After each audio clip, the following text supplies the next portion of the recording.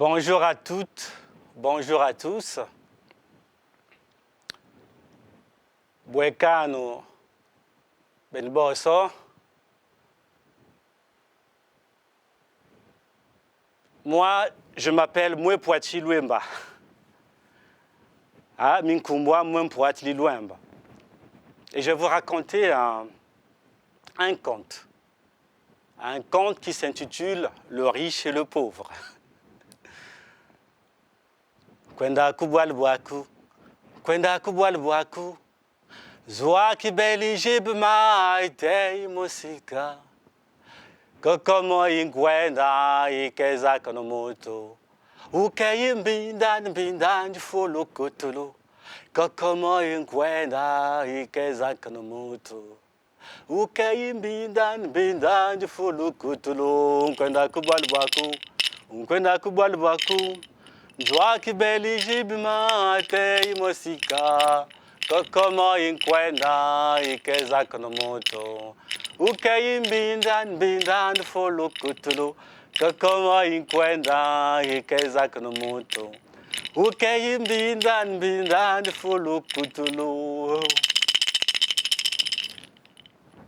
Dans une ville habitaient deux hommes. L'un était très riche et l'autre était très pauvre. Les deux hommes habitaient dans cette ville. Ils habitaient même dans un même quartier. Une rue mitoyenne séparait leur demeure, si on peut le dire. Une très belle maison pour l'homme riche et une petite cabane prête à s'effondrer pour l'homme pauvre. Et devant leur demeure se trouvait une grande avenue. Après plusieurs décennies, plusieurs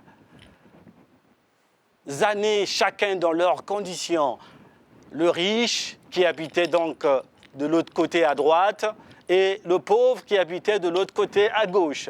Donc après plusieurs décennies, ils commençaient à se lasser de leurs conditions. Le riche ne voulait plus être riche et le pauvre ne voulait plus être pauvre, évidemment. Devant la grande avenue qui se trouvait devant leur demeure, passait souvent un homme. On le voyait de temps en temps donc, sur cette avenue, tantôt il marchait dans la rue mitoyenne. Alors cet homme s'appelait Muntu.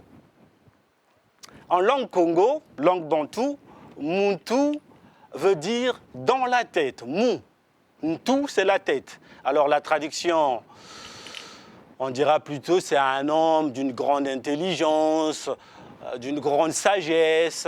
Et donc le pluriel de Muntu, c'est Bantou, les Bantous qui sont des populations de l'Afrique centrale. Alors cet homme qui s'appelait Muntu, on disait de lui qu'il était sage, qu'il était intelligent, mais pas l'intelligence ordinaire. Dans cette ville, on disait, lui, il a l'intelligence qui se développe dans les difficultés. Bon, il n'était ni pauvre, ni riche, mais tout ce qu'on sait de lui, c'était quelqu'un de paisible. Il était très calme et très paisible. Et en même temps, dans son visage, luisait une sorte de bonheur inconnu. Un jour, pendant qu'il marchait, le riche se précipita. Bweke, Muntu, Bweke. Et il s'arrêta et se retourna. Eh, Bweke, à moi. Bonjour, cher monsieur, que puis-je pour vous? Oh, Muntu, homme d'une grande sagesse, d'une grande intelligence. Je t'en supplie, aide-moi, délivre-moi de ce poids. Toi qui converses avec le créateur de tous les êtres, de toutes les choses, le grand architecte de l'univers, du cosmos et de la nature. Je t'en prie, délivre-moi de ce poids. Muntu le regarda. Il vit évidemment que l'homme n'avait pas de charge, ni sur la tête, ni... Qu'est-ce qui se passe, cher monsieur? Délivre-moi de ce poids, le poids de cette richesse, je n'en peux plus. Oh, je n'en peux plus, délivre-moi de ce poids, je ne veux plus être riche. Oh. Muntu le regarda. Oui, je ne veux plus être riche. S'il te plaît, transmets ma demande au Créateur de tous les êtres, de toutes les choses, le grand architecte de l'univers, du cosmos et de la nature. Muntu répondit à cet homme très riche qu'on appelait dans la ville Ticina. D'accord, je transmettrai ta demande au Créateur de tous les êtres, de toutes les choses, au Créateur, au grand architecte de l'univers, du cosmos et de la nature. Et Muntu s'en alla après avoir dit au revoir à l'homme riche, à Ticina. Mais après avoir marché quelques pas, le pauvre l'interpella. « Muntu, s'il te plaît. » Oh, Muntu, s'il te plaît. Que veux-tu, cher monsieur? S'il te plaît, Muntu, homme d'une grande intelligence, homme très sage, toi qui parles avec le Créateur de tous les êtres, de toutes les choses, le grand architecte de l'univers, du cosmos et de la nature, je t'en supplie, aie pitié de moi. Délivre-moi de ce poids.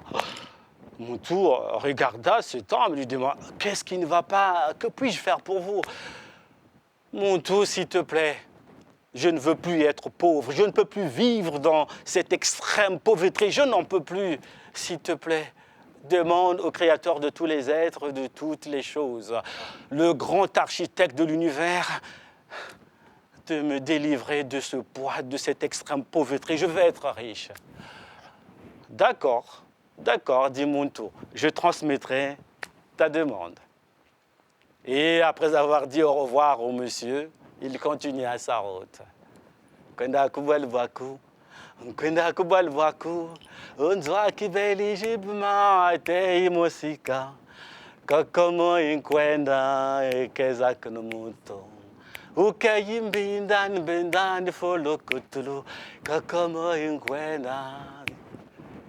Et Muntu, comme promis, lors d'une conversation avec le Créateur de tous les êtres, de toutes les choses, transmis les demandes de l'homme pauvre, Tiyembi, et de l'homme riche, Ticina. Et le Créateur de tous les êtres et de toutes les choses, le grand architecte de l'univers, du cosmos et de la nature, répondit d'une voix solennelle.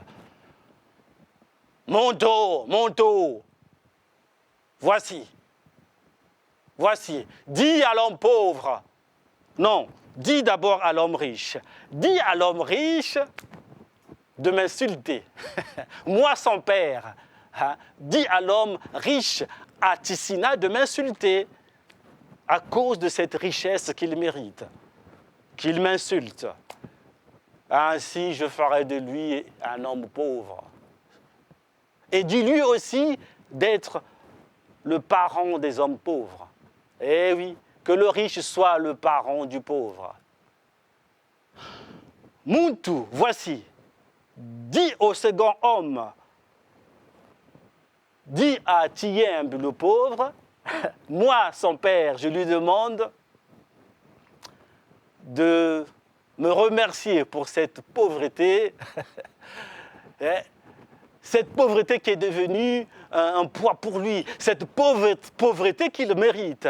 Dis-lui de me remercier et dis-lui aussi de s'émerveiller devant l'homme riche, devant tous les riches, et de souhaiter que le riche devienne encore plus riche et plus riche encore. Et Muntu accepta, en répondant au Créateur de tous les êtres, de toutes les choses, le grand architecte de l'univers, du cosmos et de la nature, Inget, Ibob, ce qui veut dire d'accord. Et il s'en alla. Quelques jours plus tard, Muntu marchait dans la ville, à proximité des demeures de Ticina et de Tiyembi. Et là, l'homme riche qui l'aperçut vint en courant. « Oh, Muntu, s'il te plaît, Muntu. as-tu une réponse à ma demande, s'il te plaît, hein, à mes sollicitations, hein? Qu'a-t-il répondu, qu'a-t-il dit le Créateur de tous les êtres, de toutes les choses, hein, le grand architecte de l'univers, du cosmos et de la nature.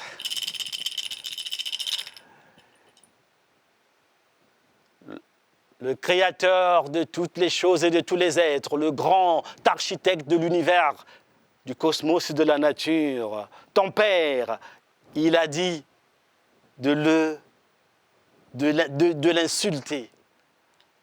De l'insulter. Insulte-le. Et il te demande aussi d'être le parent du pauvre. Et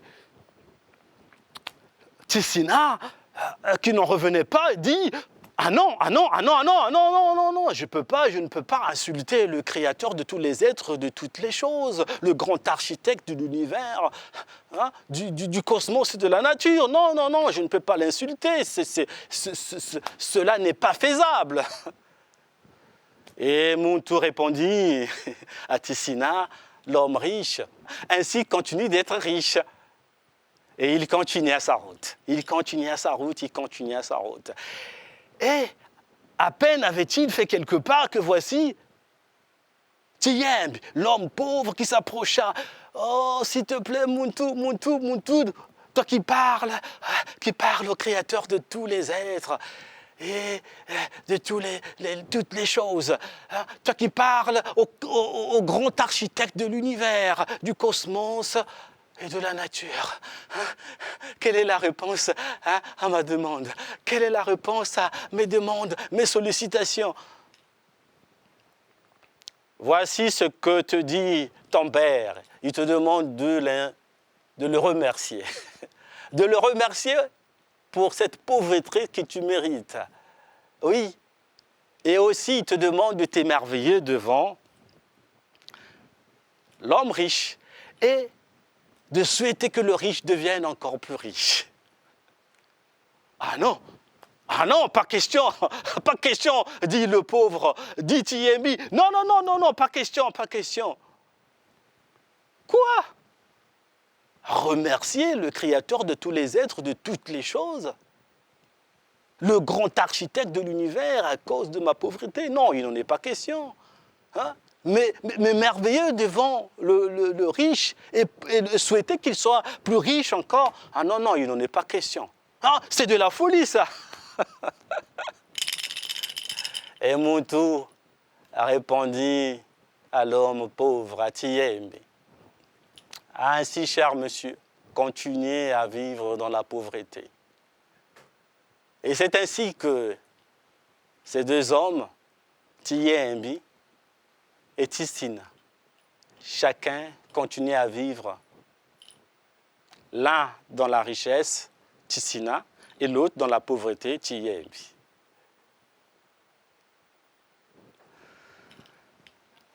Alors, pour terminer, je vais raconter un tout petit conte transcrit dans l'un de ses ouvrages par Gervais Louembe, qui transcrit pas mal de récits, de contes du Luango, du Congo. Et donc, voici ce qu'on raconte. On raconte quand le Créateur de tous les êtres et de toutes les choses, le grand architecte de l'univers, du cosmos et de la nature, créa l'homme, il le créa avec deux bouches et une seule oreille. Mais l'homme de cette époque parlait tellement, il parlait à l'aube, il parlait le matin, il parlait à midi, l'après-midi, le soir, la nuit, il parlait sans jamais s'arrêter. Il parlait sans s'arrêter, et il n'écoutait pas ce que le Créateur de tous les êtres, de toutes les choses, le grand architecte de l'univers, du cosmos et de la nature disait. Il parlait. Il y a telle enseigne que le créateur de tous les êtres, de toutes les choses, le grand architecte de l'univers, du cosmos et de la nature, décida. Voici, cher homme, tu parles, sans jamais t'arrêter. Tu n'écoutes pas ce que je dis. Voici, je vais te supprimer une bouche et t'ajouter une oreille. C'est ainsi que tu parleras moins, mais que tu écouteras davantage. Et ce qui fut fait, si ce n'est pas vrai ce que je vous raconte, mirez-vous, allez vous regarder dans une glace et dites-moi ce que vous voyez. Est-ce que l'homme ou la femme, est-ce que l'homme a une bouche et deux oreilles? Merci, merci.